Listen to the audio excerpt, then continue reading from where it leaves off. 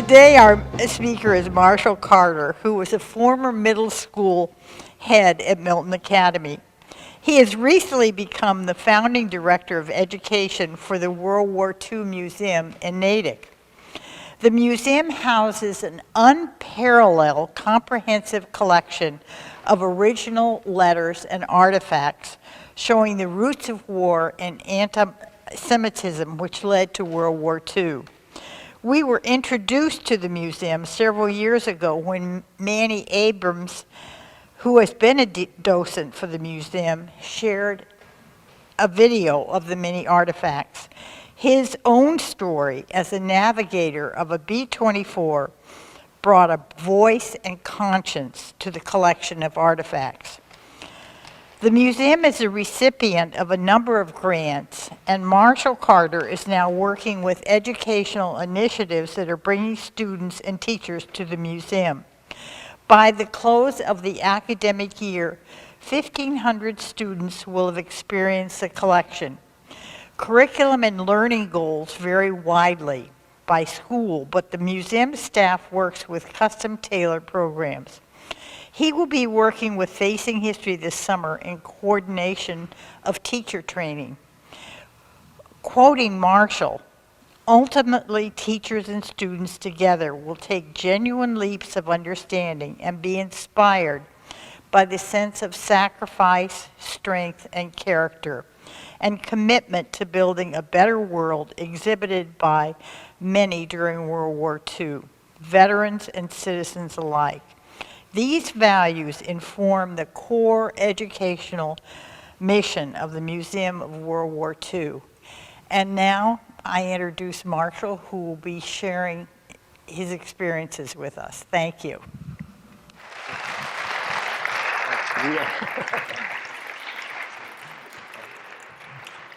At my heart, I'm a teacher of American history. And when I saw this collection and the hands-on access to primary sources that the museum was committed to giving, it was kind of a no-brainer. Also, where the museum is in its growth curve, we have about 500,000 pieces, about 8,000 of which are on display. And we're in 10,000 square feet now, but we're fundraising for a 65,000 square foot building on the adjacent lot, which we purchased about a year ago. So we're on a real growth curve as well.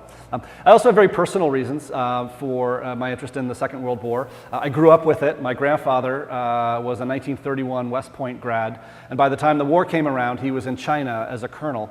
And he was attached to General George C. Marshall in Asia during the war. And the way my grandmother tells the story, I'm sure there's much more to it, but the way my grandmother tells the story, at the end of the war, after Marshall came back from Asia, he met my grandfather, who had been assigned in 1946 to be running messages back and forth between Marshall and President Truman. There's no connection to the name, by the way. It's just a coincidence. General Marshall got off the plane, walked down, everyone was saluting, and according to my grandmother, he said, "Which one of you is Carter?" And my grandfather stepped forward, and he said, "I am," and Marshall said, "You're on my permanent staff."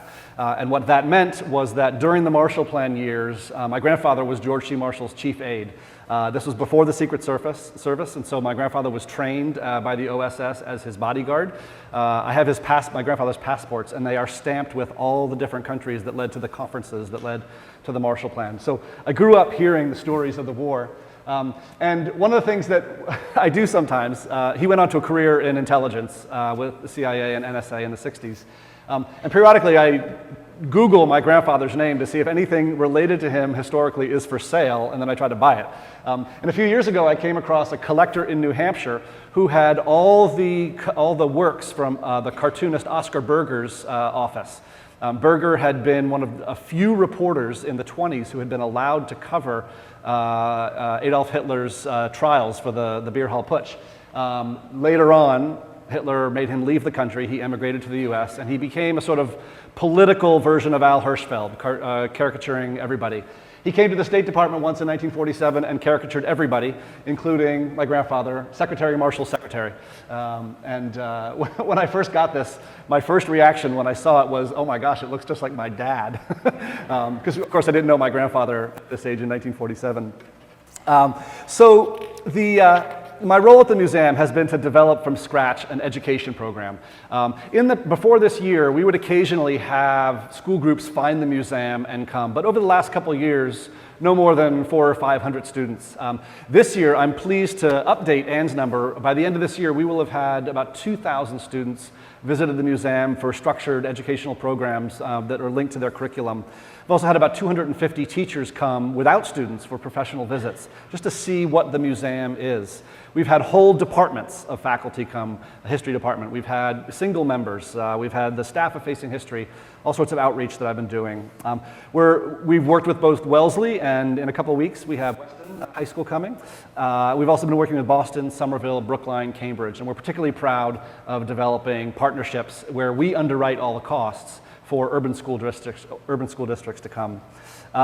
We also are very interested in teacher professional development and are partnering this summer with Worcester State and EDCO, which is a collaborative here in the western suburbs, to sponsor a 2-day professional development intensive for teachers, in which teachers will develop a new chunk of curriculum that they will then link to a trip to the museum the next school year. So very, very exciting. I'm not a museum educator, I'm a school educator, and so I've tried to come at this from the perspective of what do teachers and students need, and how can we partner with each individual school in a way that really suits their needs. And that's been a tremendous amount of fun. So as I said, we're in Natick and we'll remain in Natick. We bought the lot next door and we'll build facilities 6 times the size of our current one in the next few years. We're about $15 million into a $24 million capital campaign for that. And the origin of the collection, it's important to understand Ken Randell. He grew up in Somerville, working class kid, father was a pharmacist, and he had an early eye for collecting, and over time he became one of the world's foremost collectors and dealers of rare letters. He also would do complete archival work for libraries and families and universities. He became an expert in modern forgery methods. You will remember in the 80s, the Hitler diaries, the Jack the Ripper diaries. He was actually the one who ultimately discredited those and proved them to be forgeries. He built Bill and Melinda Gates' library at their house in the Northwest, had a gallery on Madison Avenue, another one in Japan, another one in California for some time. But his private passion was collecting the Second World War. And at a time where people weren't necessarily interested in collecting the Second World War, he managed to gather, as I said, 500,000 pieces. And these range from the tiniest little tie pins from the war to a Sherman tank and a Higgins boat, which we have. We also just acquired the only complete known mobile surgical hospital. We have it set up in our adjacent building. It's about 65 feet by 30 feet, 2 full operating theaters, and it gives you a sense of what Army medicine at the very end of the war was. Of course, we associate MASH units more with Korea, partially because of where they were most used and also the TV show. But it was at the end of the war, Second World War, that MASH units really started to come about. We are also really partnership oriented. Our first corporate sponsor is MathWorks in Natick. They are helping us with all the technological back end of being a nonprofit, helping us redevelop our new website, which will be out within a month or so. Cummings Foundation gave us an initial grant, Shipley Foundation for Metro West. And just last week, we received word from the Commonwealth of Massachusetts that we had received the highest grant level given this year for a Mass Cultural Council Facilities Fund, and that's a grant of $300,000, which we have to then match and use within a year, and that'll go towards the new building. We also have been working a lot. Our museum is about the causes and consequences of war. We want you to understand why the war happened and what its impact was, both globally and on individuals. And so to that end, we have a show in New York right now. If you happen to be in New York this summer, the show is called The Power of Anti-Semitism, The March to the Holocaust. And it's about 60 pieces, artifacts and documents, that show from 1919 to 1939 just how hatred arose and was fueled and fanned, how one person's idea, Hitler's idea, became a national platform. Right, and how it happened. And that show, there was just a big article in the Wall Street Journal last week about this show, and it's attracting a lot of attention, unfortunately, because issues of marginal hatred working towards the middle of our nation are unfortunately rising again. But I think what makes us really distinctive is we're not an American museum. You don't encounter the American materials until you're halfway through the museum. You see galleries and exhibitions dedicated to each of the major nations, what was going on the home fronts in Japan, in Europe, in North Africa. So you really get a global sense of the war, and in that way the museum is quite unique, not just in this country but around the world. Plus just the breadth of the collection. People, often by the second gallery, I'm encountering people whose jaws are just literally in their hands. They cannot believe what we have in this low-slung building that looks like a speakeasy, and you have to know the secret knock off Route 9 in Natick. It's amazing. What I want to do is I want to share with you a letter that helps you understand what we're trying to do at the museum. I'll give you a little bit of background. And then what I would love to do is maybe spend 5 or 10 minutes hearing from some of you on the ways in which the war impacted your life. Now, for some of you born after 1945, it was the world in which you lived. For some of you who were involved in the war, it was your life. But we'd love to bring into the room just some thoughts and perspectives. And to bring that about, let me share with you one man's story. In 1921, Gene Kowalski was born in Willamette, Illinois, and he enlisted in the Army Air Corps. And then he graduated in January 1943 from flight school as a second lieutenant. He flew about a dozen combat missions in North Africa as part of the invasion force there. And he recorded these missions in his flight log, which we have. We have a couple things of his here. This is actually his scrapbook from his time in North Africa. He, in September of '43, he noted in his logbook that he was being transferred to the Italian front across the Mediterranean, and that was his last entry. Pilots put their logs in after the flight. His P-40 pursuit plane was shot down in September of 1943 on the 17th, and he did not survive. Like many servicemen, Gene Kowalski wrote a letter to his mother in case he was killed, and I will share that letter with you. Dearest Mother, though I feel no premonition at all, events are moving rapidly, and I have instructed that this letter be forwarded to you should I fail to return from one of my missions, which we will be called upon to make. You must hope a month, but at the end of that time, you must accept the fact that I have handed my task over to the extremely capable hands of my comrades in the American Air Force, as so many splendid fellows have already done. Though it will be difficult for you, you will disappoint me if you do not at least try to accept the fact dispassionately, for I shall have done my duty to the utmost of my ability. No man can do more, and no one calling himself a man could do less. Mother, I have always admired your amazing courage in the face of continued setbacks, in the way you have given me as good an education and background as anyone in the country, and always kept up appearances without ever losing faith in the future. My death would not mean that your struggle has been in vain. Far from it. It means that your sacrifice is as great as mine. Today, we are faced with the greatest organized challenge to Christianity and civilization that the world has ever seen. And I count myself honored to be the right age and fully trained to throw my full weight into the scale. For this, I have to thank you. Yet there is more work for you to do. The home front will still have to stand united for years after this war is won. You must not grieve for me, for if you really believe in religion and all that it entails, that would be hypocrisy. I have no fear of death. I would have it no other way. The universe is so vast and so ageless that the life of one man can only be justified by the measure of his sacrifice. We are sent to this world to acquire a personality and a character to take with us. I firmly and absolutely believe that the evil things are sent into this world to try us. They are sent deliberately by our Creator to test our mettle because He knows what is good for us. The Bible is full of cases where the easy way out has been discarded for moral principles. I consider my character fully developed. Thus, at my early age, my earthly mission is fulfilled, and I am prepared to die with just one regret and one only, that I could not devote myself to making your declining years more happy by being with you. But you will live in peace and freedom, and I shall have directly contributed to that.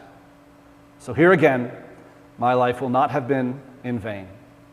Your loving son, Gene. So this is what we have at the museum. And I was talking with Bill in advance. Part of what the Second World War is what we have, but what we are really interested in, and what I'm keenly interested in, is having that war be a way of helping students understand human nature, the range of human behavior, both at the individual and global level. And it's in letters like this. I often close a program by reading this to 17-year-olds. And their teachers often say, wow, I wish my kids could write like that. But they're able to see that while a global calamity brought this kind of character and eloquence and commitment and dedication out in a young man just a few years older than them, clearly that capacity for that character and that commitment was in that man, and that they are in a position to figure out what they can do, what is inside them, and to make a positive contribution.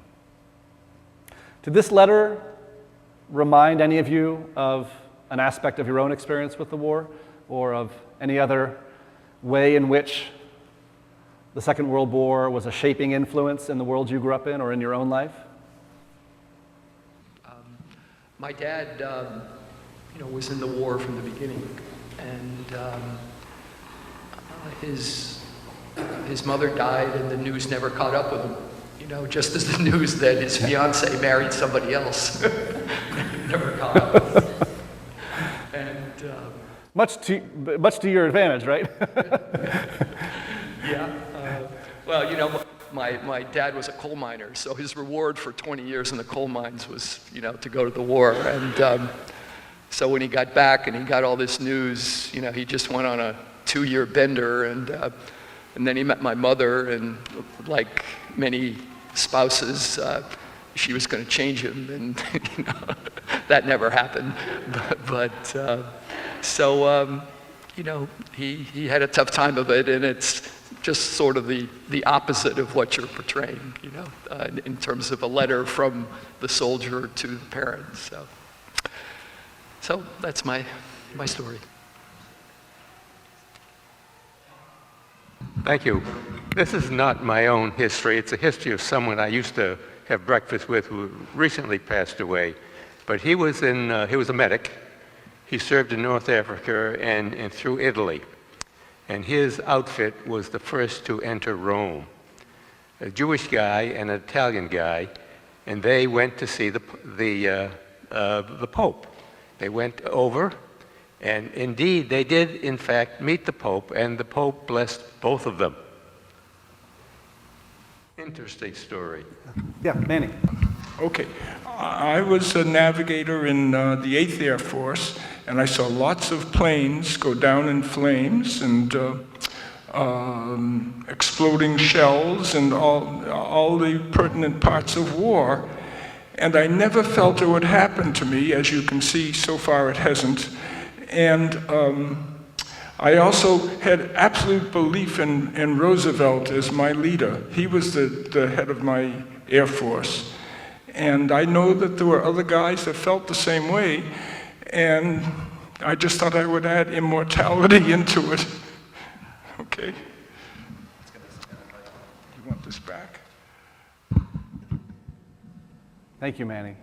It is, as I joke sometimes with colleagues, that the Second World War may be tied with the Roman Empire for sort of complexity of historical topics, and all the more so, we see this past week, conversations about President Obama going to Hiroshima and the emotion that incites and the opinions that incites.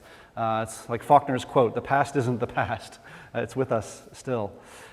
So what I'd like to do is take you through a number of highlights, maybe the wrong word, but a couple of really several distinctive and interesting things that we have at the museum to give you a sense of the range. And some of them I have some stories that go with, and others just enjoy what you see in front of you. The most recent thing to come to the museum is this.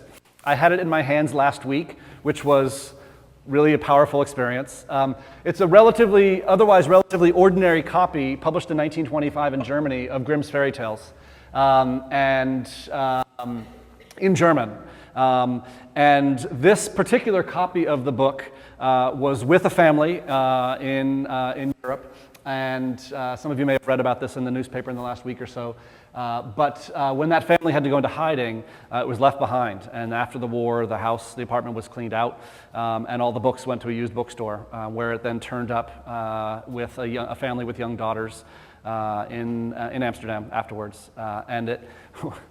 And they noticed at a certain point in time that this ordinary copy of Grimm's fairy tales was Margot and Anne Frank's.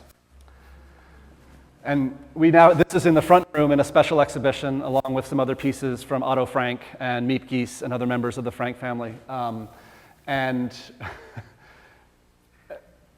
this is why I get really worked up about my job. I was leafing through this myself, and that was extraordinarily powerful. You know, there are people like Eisenhower and Patton and Chiang Kai-shek and Anne Frank and people who become larger than life in the telling of the story of the Second World War.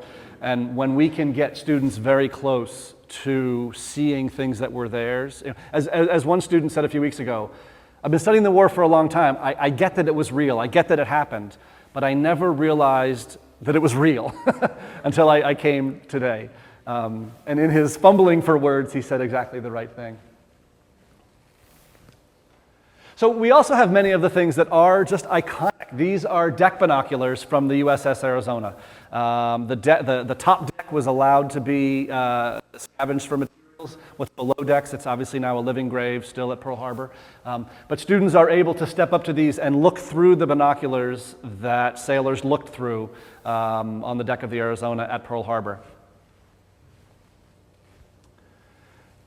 General Patton is well represented in the museum in terms of artifacts. Before I long knew who Patton was, my grandfather's best friend, my dad's godfather, was John K. Waters. He retired as a 4-star general and was commander of the Pacific at the end of his time in the Army. And we used to go visit him when I was a little boy out at Martha's Vineyard every other summer. And Uncle Johnny would tell me stories about what it was like to court his first wife. And his first wife was B. Patton. And he would tell these stories about, knocking on General Patton's door. And General Patton was in the way, and he wanted to get to have a date with B. And so I grew these stories of the difficult General Patton when I was a small boy. But the story of this helmet's quite interesting. He was a 3-star general and was promoted. Takes a little while for the paperwork and the new helmet to arrive. He took a star off of another helmet and had it pounded into this unconventional, 1 on top of 3. And it was famous for saying, well, Congress has their timeline, but I have mine.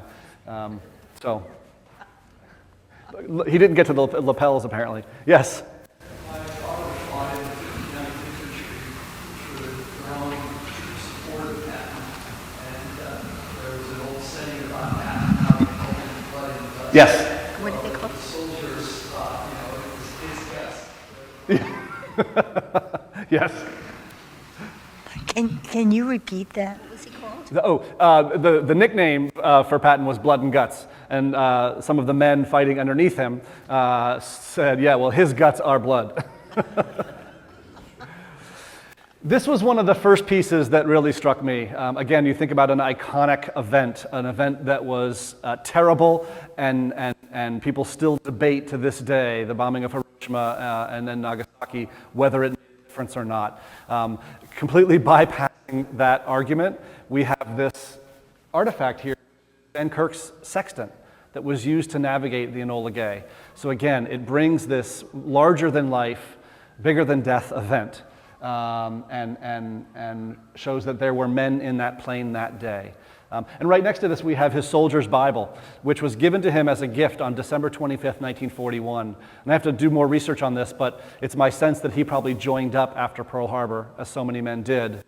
And in that one navigator's, that one airman's story, we have the beginning of the American War and the very end of the American War.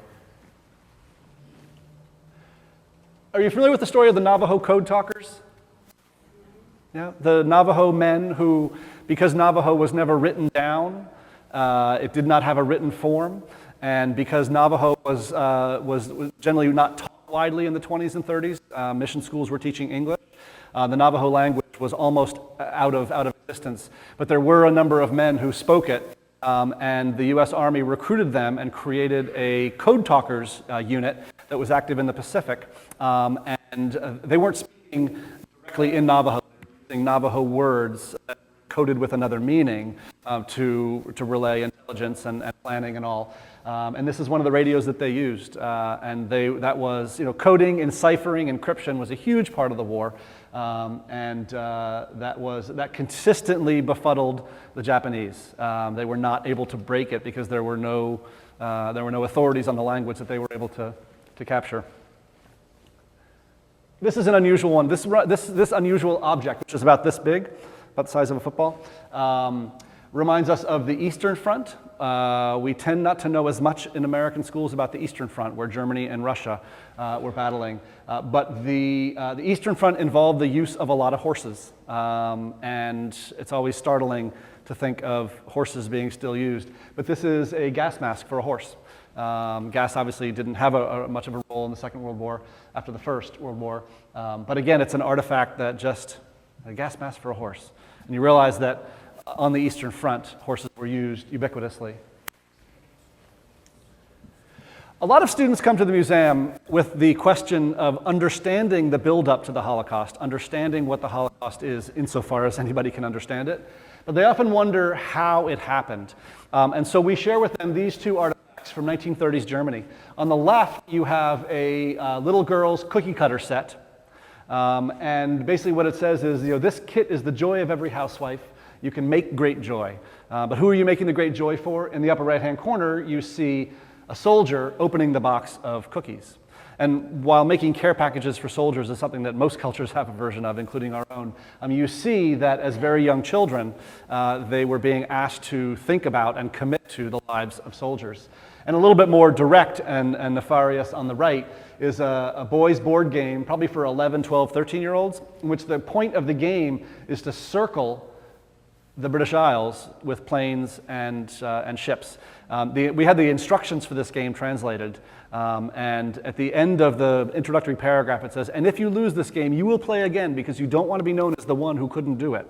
Right? So this is what 12, 13, 14-year-olds are hearing in 36, 37, which is my best guess. We don't know exactly, but all the flags on mainland Europe are still the national flags of those nations, and they're not occupation flags, so that's my guess that it's sort of pre-38.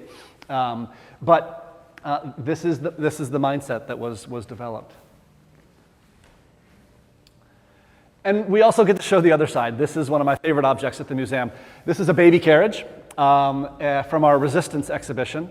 And imagine a young French woman taking her child out for a walk through their German-occupied village.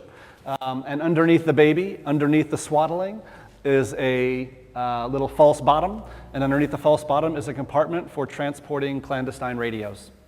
And it brings you, I will often pick a young woman to a high school student to stand there, and I'll say, okay, put your hands on it, which is right there. They say, God, if I did this at the MFA, they'd kick me out. Put your hands on it, right? I will play the German soldier. What is the expression on your face as you pass me by? And they say, well, I'd be nervous. I said, if you were nervous, I would ask to see the contents of your, well, I'd be friendly. Well, why would you be friendly? Well, that would distract him, right? And so we're able to bring students into the psychology of what it meant to live under occupation and to resist. Some of this may be familiar to some of you. The slide's a little bit dark, but this is a blackout instructions sheet of cardboard. It's about 10 by 16 maybe, for Boston. So this is for Boston. We know now that the German Army and Navy could not have attacked the East Coast, but there was a lot of U-boat activity, there was a lot of surveillance, there was a lot of blackout. In the wake of Pearl Harbor, America's sense of what was possible was quite changed. But this really brings things home for residents of Boston. Similarly, we have one ration book on display. These are quite common. We picked this one for display because we have many extraordinary items that were owned by ordinary people. and we have many ordinary items that were owned by extraordinary people. And this is a favorite because this was the poet Robert Frost's ration book. And the story that I tell to students about this is that by the time this was issued, around 44, he was quite well known. He had already won all 4 of the Pulitzer Prizes that he was awarded. In an interesting personal note, this is 2 houses down from my parents' house in Cambridge. And there is a blue oval Cambridge Historical Society sign on the house that registers it as his apartment during the war. We have it because the family that gave it to us, it came with his secretaries and 2 or 3 members of his secretary's family, and they brought it to us many years ago and offered it. So it was, it's a fun thing to look at. So we're able to show this, getting into your territory a little bit, although this is from the Pacific. This is actually about this big, okay? It's about 5 inches by about 8 inches. And it is a tightly bundled Japanese Airman's emergency kit for over the Pacific. And so it's got long twine, some very fine fishing line, some hooks. You see a large sinker on the bottom, which is for you fisher people, about 3 inches long. And that would be sort of a standard piece of equipment for a Japanese pilot to have. And one of the things that we're able to do is to contrast this with some of the equipment that American pilots had, okay? This material has become very popular lately because of Unbroken, the Louis Zamperini story. But you have a flare gun, you have a survival guide, drinking water. Any of this look familiar, gentlemen? Does this look familiar? Does this look familiar? No? Never had to use it. Now, some of you may have been following this story in the last couple weeks about Houghton Mifflin. And there's been a lot in the press the last week or so because for many years, Houghton Mifflin has owned the publishing rights in America to Mein Kampf. And obviously, a few months ago in Germany, it became publishable again. What's interesting about this copy here, this was the first American edition. And just like Houghton Mifflin is encountering now with what they do with the proceeds, they've long been committed to giving the proceeds to organizations like Facing History and others, and the ADL, that do anti-hatred work or educate about the Holocaust. They've recently announced a desire to expand the portfolio of nonprofits that receive these proceeds, and there's some controversy about that. Should it stay focused on the legacy of the war, or should it expand for a broader range of humanitarian goals? And there are a lot of different opinions about that. And one of the things that I find so striking about that is that this American edition, this was the first full uncensored edition published in America in the late 30s. It was the first cover for the book, didn't have that yellow banner at the bottom, right? But concern about who would receive the profits from it in 1939 prevented it from being sold much in America, even as people's curiosity was high. And so it was pulled back and a new cover was put on with that yellow banner, Profits to Refugee Children, as well as an insert was pasted in showing that this edition had been signed off on by Pearl Buck, Thomas Mann, Eugene O'Neill, Walter White, all sorts of prominent Americans, to show that if you purchased this book, it was the proceeds would not go to Hitler. It would be a good thing, such as it is. What's interesting, too, about this is that the translation was primarily done through scholars at the New School. Now, if you go back earlier in the 30s, there was something called the University in Exile, in which some people from the New School paved the way for a couple of hundred European Jewish scholars and their families to come to America in the mid-30s. And that became the University in Exile and became a formative part of the New School in New York. And it was scholars from those former exiles who did the translation. One of the things that's interesting about this, again, ordinary items in extraordinary hands, the book plate, this was Franklin Roosevelt's copy, and from Hyde Park. And that's the family book plate. The Latin phrase translates to "He who plants prospers," and it goes back to 17th century New York when the Roosevelt family first arrived. So it's interesting reading those articles this week about the controversy about the publication. We've been through several cycles of that. It's interesting to look back at the history. It's also interesting to see the way at the time in which Hitler was caricatured. This is an American penny arcade game. The purpose is you put in a penny, you turn that little blue knob and a little marble. If you can get it to roll down, it goes in the mouth and it's the poison pill. Right? So can you imagine going down to like Hull or Revere Beach, in 1943 and doing this? And then similarly, this is a Russian propaganda poster showing the power of the alliance against Hitler, that they would collectively strangle him.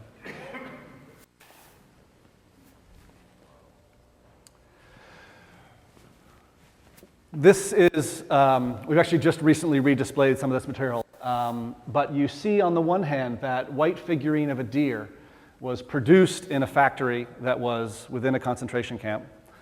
And then the doll in the foreground, belonging to a young girl named Helene, you'll recognize the patch on it. The patch that was used to fix the tear was a piece of the clothing, from the striped clothing that concentration camp internees were forced to wear in many of the camps, not all, but some. It brings home quite poignantly the experience of a child in the Holocaust. And then at the other end, I mean, a trip through the museum is such, I often tell students before they start, open your mind here, but if your most powerful experience here is one of the gut or of the heart, then you've had a very productive trip too. And the range of life which is shown. This wedding, anybody want to take a guess at what this wedding dress is made out of? Parachute silk, exactly. I have a teacher from Wayland High School who's a seamstress herself and an expert in textile history. And she was taking a close look at this in preparation for a program we did with some Wayland High students. And she said this was the most hastily sewn garment she'd ever seen. She said, I'm thinking June 7th, right? The day after D-Day. But again, it's a way into talking about, resourcefulness. It's a way into talking about how the French under German occupation had very little in the way of materials. And so this is even a backup parachute. It's a secondary parachute made of white silk, immediately purposed. And it's not in this photo, but underneath this, the slip that she's wearing is of much finer tailoring and much finer silk. And so I don't know this for a fact, but what I imagine is that that was a family garment over which she overlaid, a vintage family garment over which she overlaid this.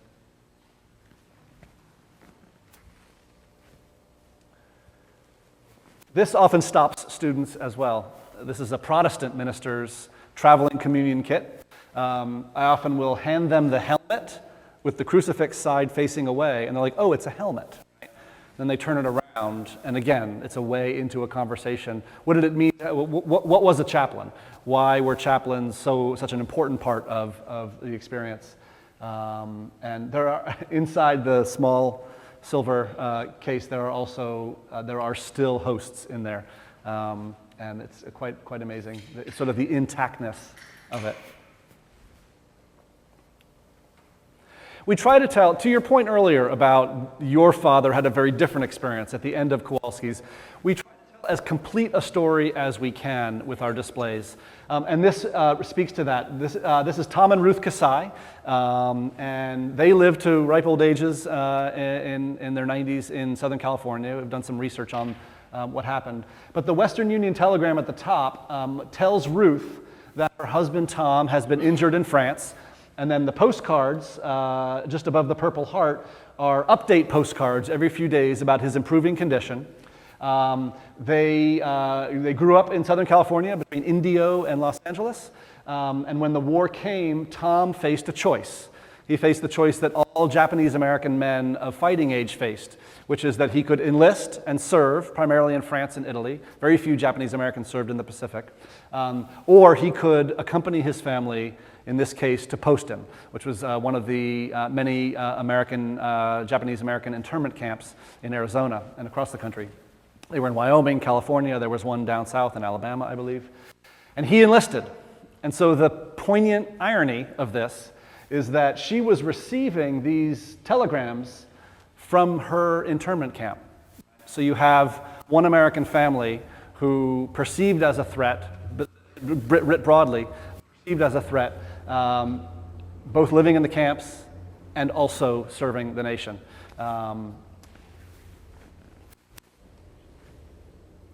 This is a remarkable document. This is not on display. I was digging, poring through some archives recently, and I came across this. It isn't even on display. It's an appeal to the American people, okay?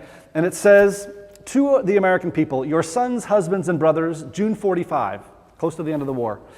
Your sons, husbands, and brothers who are standing today upon the battlefields are fighting for more than victory in war. They are fighting for a new world of freedom and peace. We, upon whom has been placed the responsibility of leading the American forces, appeal to you with all possible earnestness to invest in war bonds to the fullest extent of your capacity. Give us not only the needed implements of war, but the assurance and backing of united people, so necessary to hasten the victory and speed the return of your fighting men. And then it's signed by George C. Marshall, Douglas MacArthur, Dwight Eisenhower, Bill Leahy, Ernest King, Chester Nimitz, and I don't know what happened to Hap Arnold. I never got to Hap Arnold, apparently. But one document that has, I mean, that's like having George, Paul, Ringo, and John, on the same thing, to have a document like that. And what I find so fascinating, and the next two posters I'll show you are actually from before this war bond effort, but it gives you a sense of how the American people were appealed to. We all know some of the iconic war bond posters, but what we may not be aware of is how specifically the war bond effort was marketed to different groups of Americans. And so in cities like Detroit and parts of New York like Harlem, one like this would be shown to specifically enlist the support of African Americans. And it's something we just acquired recently. This is a classic poster. It's a common poster shown in New York in Yiddish, for a better future, for a better future. By the way, I found if you want a translation of anything these days, just post it on your Facebook page and say, anybody know what this says? And within 3 minutes, I had a couple of friends who are rabbis saying, here's what it says. So war bonds for a better future. And I'm guessing there were probably 30 to 50, maybe not that many Yiddish speakers in New York at that time. So again, this would have been in just a few neighborhoods.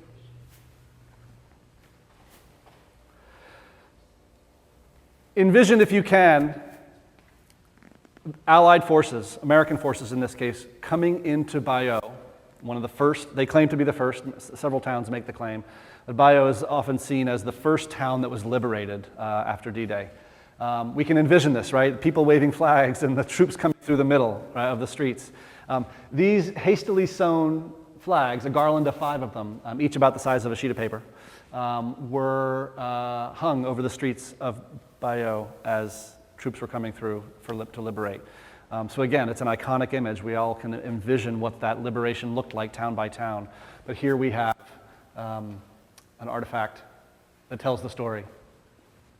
The last thing that I want to share with you is this. And this I was also pleased to discover in the archives one day. We were looking through the resistance boxes and thinking about redisplaying the resistance. The resistance is a topic with 2 novels, The Nightingale and All the Light We Cannot See, that people are thinking about a lot again. And it just shows again that how much we are recycling and reusing and coming back to the Second World War in our literature and film.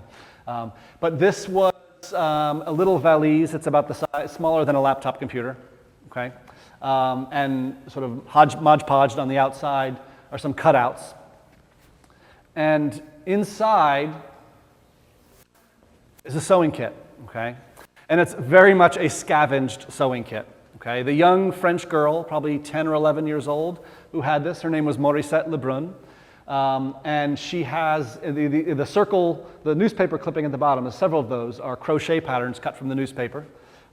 Scissors, bits of yarn, pins, a pin cushion inside. She would go in her French village during the war to her friend's house for what we now call play dates, to sew. And we don't think she knew what she was carrying. Oftentimes, children put in the position she was in were not told what they were also doing. But she was carrying messages for the French resistance in this. And so you can almost envision, this is my imagination, but you can almost envision her showing up at the friend's house, and at a certain point in time, the mother of her host, the host child, would separate the girls for a snack or something, and then take the note out and put another note in. And this is how families, this is how children were involved. And to me, it shows the very real moral choices that people had to make. It shows the way in which a home front could also be a battlefront. To me, it's sort of a signature object through which so many different questions flow. I had the pleasure of working with students from Rashi, the 8th graders, in January, and I did a pre-visit, and I brought this object And I asked them whether it was moral for a parent, morally acceptable for a parent to ask a child to do this. And they discussed that back and forth. And then one very sort of assertive student said, I don't think it's moral not to. Right? We're talking about undermining, the Nazis. Like, wouldn't you use every means necessary? And we got into a bigger discussion. And that complexity, to me, is exactly why the Second World War is such an incredible lens for students and such an incredible lens for all of us to consider really important and profound and disturbing questions, and also to find inspiration and examples of courage. The last slide I'll show you is this rolled up piece here. All the while, she was making this. It's, again, about 5 by 8, 4 by 6 maybe. It's a piece of burlap, scavenged, and she has sewn in, embroidered in, this woman figure, French flags in it, the V for Victoire, the Free France emblem in the upper right-hand corner, and then in white, 1944, the year, presumably, that her town was liberated and that the end of the war came for them. But to reduce the war not to a general, not to a soldier, but to a young child caught in the midst of all that, to me speaks to what the experience of the museum is for many visitors. So thank you. I'm happy to take further comments or questions.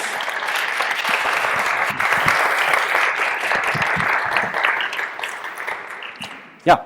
You mentioned groups coming in. Yep. Is the museum open to the public? Yep. So the museum is open to the public. We still work by reservation. We can only take about 100 people at a time because it's a small space and there's a lot of material there.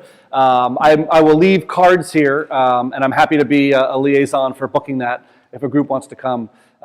We generally, and it can make the booking a bit easier. Our entry fee, I've been told our entry fee is steep. It's $25 and it includes an acoustic guide, so you don't pay extra for the acoustic guide. I have never heard somebody on the way out of the museum say it wasn't worth it though, because it is really everybody connects to something there. Yeah. I do also, as Anne's got here, I've got some of our most recent newsletter, which includes some historical writing about the archive of Rudolf Hess that we have, and also some updates about the status of the museum at this point right now. Yeah.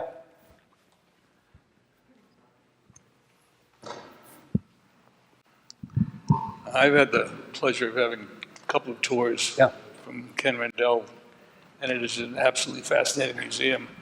And people should know that as much as it's been in place for a long time, or a number of years, and very few people knew about it, it's a very, very small museum considering the artifacts that are there. And you might mention that how many artifacts there are in back of the building. Yes.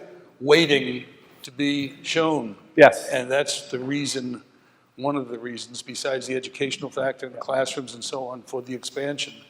But it is absolutely fascinating. One artifact that just stands out in my mind, if I remember it correctly, was a piece of the fabric from the couch that Hitler committed suicide on. And I mean, it's just that detailed.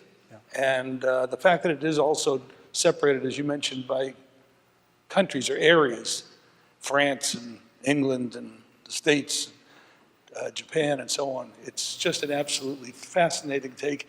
And one other thing, it's a wonderful opportunity for anybody who now is familiar with it to invite someone who might not know about it and send in as I did, to a fellow who was a merchant marine way back in the day, and got an invitation and date and so on, and just thought it was great. Thank you very much. Thank you. Yep. 3.5 to 4 hours is the typical first-time visit. People come in, they say, well, I'll spend an hour and a half here. And then after an hour and a half, they're in the third of about 12 galleries. I was interested to see on the opening slide that it's, you're identifying it as Museum of World War II Boston. Yes. That's new, isn't it? Yeah. It's always been Museum of World War II Boston. We have in shorthand, we say Museum of World War II. I think part of that is we're not moving the museum out of Natick, but as we brand, for lack of a better term, for a much larger national and international audience, the Boston is there because in shorthand people know where Boston is. We anticipate that we had the Corey Atkins and some of the people from the state tourism office have been very interested in what we're doing because we estimate that we'll do 140 to 160,000 visitors a year. People are already coming to Boston for Lexington and Concord, for Plymouth, for Salem, Concord, for all the historical sites. And we offer something different. Other than the Museum of African American History in Boston and the Kennedy properties, most of the major properties in Boston are colonial or revolutionary sites. And so we're hoping to add on to people's itineraries for Boston when they come. People often say, why Natick? And I say, well, we're at the intersection of 9, 95, and Route 9. Where else could you have a better location to put a museum for ease of access? That's fast thinking. Yeah, and you can turn a bus around in our parking lot, which you can't do in Boston somewhere, or New York. Yes? You mentioned the exhibit in New York. Yes. Where is that exhibit? Oh, I'm sorry. It's at the New York Historical Society, 77th and Central Park West.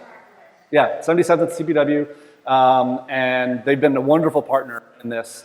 And it was very interesting. Some of their major board members said, well, why are we dedicated to the history of New York City hosting an exhibition on anti-Semitism in Germany? And their curator, the leader of this on their end, said, New York without World War II, New York without the emigres who came because of the war before and after is a different city.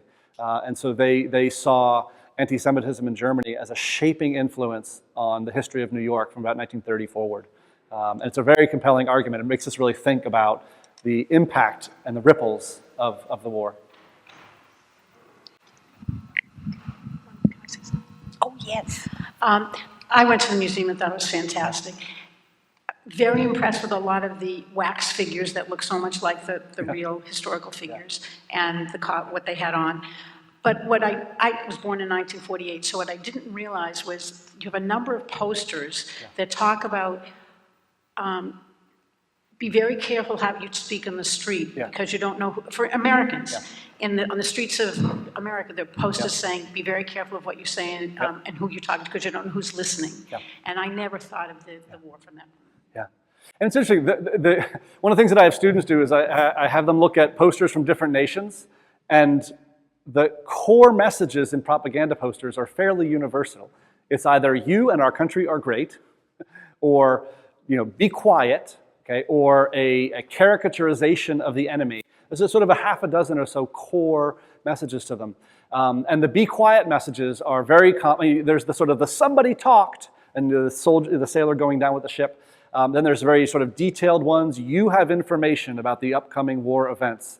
Know that any piece of information is intelligence, and gathered and put together by the enemy could lead to an undermining.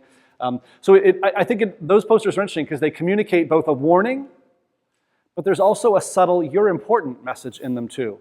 Oh wow, I have top secret information. I need to hold on to that.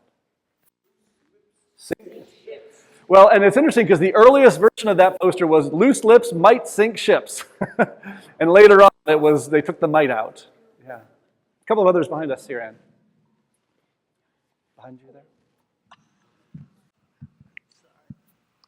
I was born in 1938, and I claim to remember only the fun parts of World War II. The parades. But that loose lips sink ship, I believe that just as I was part of the World War II in a way that I've never been a part of a military action since. It was my war. I ate my broccoli and liver. And turned in your gum wrappers. Yeah.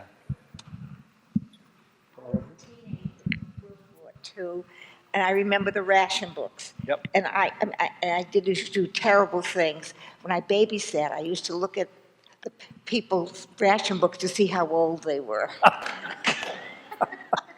That's great. And I also remember the gasoline, and that was really whether we had two cars, and we had an A sticker and a C sticker, so we could take a jaunt and go get ice cream on a days. Sunday. Tremendous. That's great.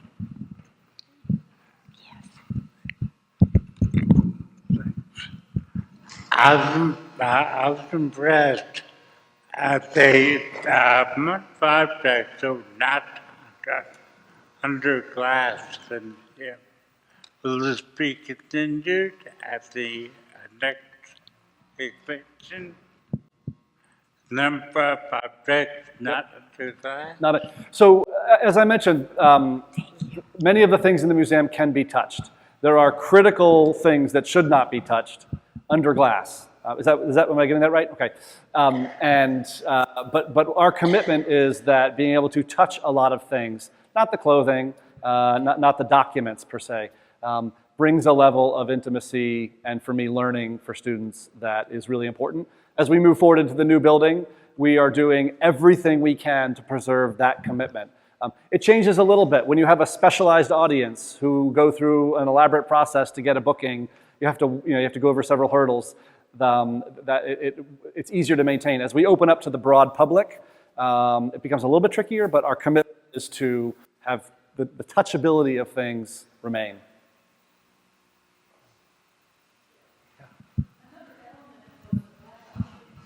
Blackout shades, yes. Yeah.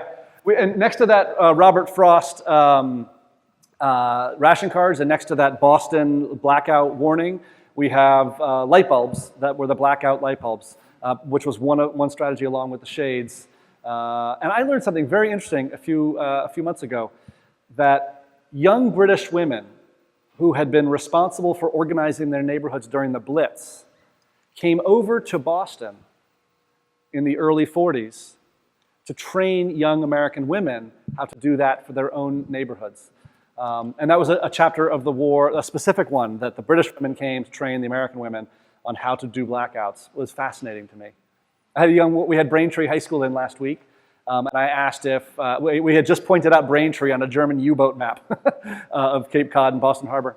And I asked if any of the kids had long-time roots in Braintree, and one young woman who was fourth generation said, and my great-grandmother, when I was little, used to tell me about being responsible for blackouts along the coast. It's a tremendous history that we don't know that much about. Yes? Individuals who have been involved in the war? Yeah. So the question is about whether we're conducting oral histories and doing interviews. We ourselves do not have the bandwidth to do that right now, but we work closely with the Natick Veterans Oral History Project, and the museum has been the site of many oral histories being taken. So we partner on that just because our staff, we've got 6 staff right now. Thank you. I just received a mass mailing from Tom Brokaw about the new World War II history museum that's going to be built in New Orleans, which sounds like it'll be the biggest in the country. What will your relationship be with that organization, if any? So we have a long-time connection with the National Museum in New Orleans, which started out as the National D-Day Museum and has fledged now as a fuller museum. I was down there in February, really enjoyed it. I don't know that I learned much about why the war was fought and what its impact was. It really is a documentary museum. Our place is a little bit more aimed at helping people understand the causes and consequences of the war. I think we'll always be a smaller scale. They're quite big, and the growth of that museum, which is tremendous, is really part of a post-Katrina economic anchor for the city as well. Ken Rendell was one of the founding board members there. And in fact, if you walk around and you look at the little tags identifying the items, many of them were a gift of Ken's to help start that place. My visit there was a professional visit. I met some of the folks there. But I think we're trying to do something a little bit different in terms of really getting people in close with materials and trying to tell the story from the perspective of the artifacts, as opposed to a comprehensive history of the American involvement in the war. But certainly complementary. We can have both a Gardner and an MFA, can't we? We can have both a national museum there and a museum which has a more international scope here. That's the other thing. The prime difference is in focus, that they really are focused on the American war, and other countries are present as they relate to the American involvement, whereas you can immerse yourself in aspects of the French experience, aspects of the Japanese experience here. I hate to end this because there are so many more questions. Just a minute. I'll try and be brief. We videotaped a number of our classes, and maybe we ought to talk about that. because we have people who served in the Japanese army. We have people who survived the blitzing in London. We have people who were in the Japanese internment camps. We have people who were in that Go for Broke battalion, who won the Medal of Honor. We have a number of people who survived the Holocaust in all kinds of forms. I mean, these are 1-hour presentations videotaped, and maybe we should talk about that if you're interested. We should. And I've spent my life with children 13 and 14 and under. And for me, one of the incredible aspects of this first year in the role for me has been working with groups like you. And the idea that we could connect the work that you're doing and the museum itself could be a kind of a hub for lifelong learning groups, for the work that you've done like that, that would be, it's very much on our radar for something we should be doing. Well, we thank you very much. Thank